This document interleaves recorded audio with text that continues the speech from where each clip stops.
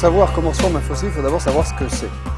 Un fossile, je crois qu'on ne peut pas définir mieux un fossile en disant que c'est toute trace de vie passée.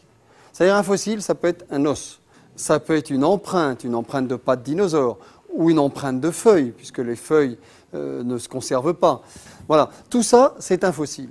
Alors, après, comment se forme un fossile? Il y a plein de façons. En général, il faut de l'eau. Pas toujours, hein, mais en général, il faut de l'eau. C'est-à-dire, vous avez, sur le fond de la mer, le fond d'un lac, vous avez un animal qui meurt, qui arrive là. C'est soit un poisson, comme celui-là, par exemple. Vous avez un poisson magnifique, là.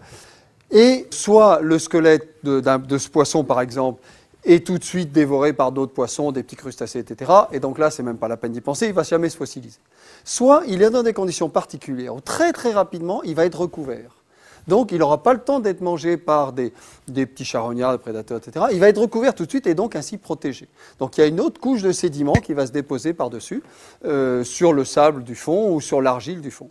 Et plusieurs millions d'années après, un géologue ou un paléontologue va arriver, va commencer à casser des roches et à donner des petits coups pour séparer les feuillets de calcaire, les feuillets de sédiments, et va trouver ce poisson qui aura, comme celui-là, 50 millions d'années à peu près, et donc qui va apparaître parfaitement conservé. Bien sûr, il ne restera plus, dans le cas de ce poisson, que le squelette.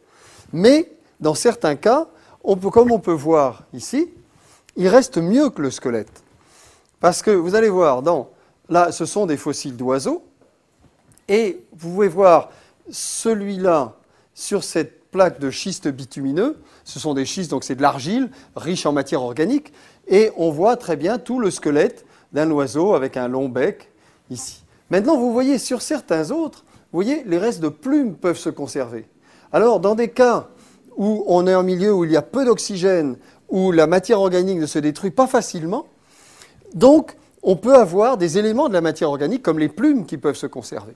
On peut même avoir, dans des cas particuliers, dans des gisements vraiment exceptionnels, on peut même avoir les empreintes des parties molles, les empreintes de la peau. Le dernier repas d'un animal, on peut le retrouver. On dit, on va avoir, tiens, il a mangé ça, ce qu'on appelle le contenu stomacal d'un animal. On peut avoir plein de cas de conservation exceptionnels. On peut même avoir des méduses qui se fossilisent. Alors, la méduse, c'est complètement mou. Vous allez me dire, comment ça peut se fossiliser? Ben si, dans quelques conditions très particulières, des méduses peuvent se conserver. Tout peut se fossiliser, mais quand même, ce qui se conserve le mieux, reconnaissons-le, c'est ce qui est dur. Des coquilles, des os, éventuellement des troncs d'arbres, parce qu'ils se chargent de silice qui peuvent très bien se conserver.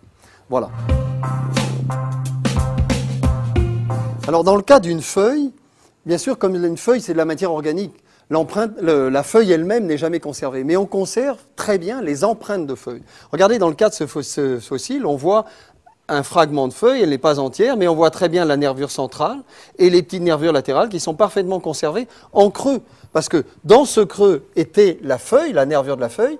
Cette nervure, qui est la partie organique de la feuille ayant disparu, il nous reste un creux. Donc c'est le moule externe de cette feuille.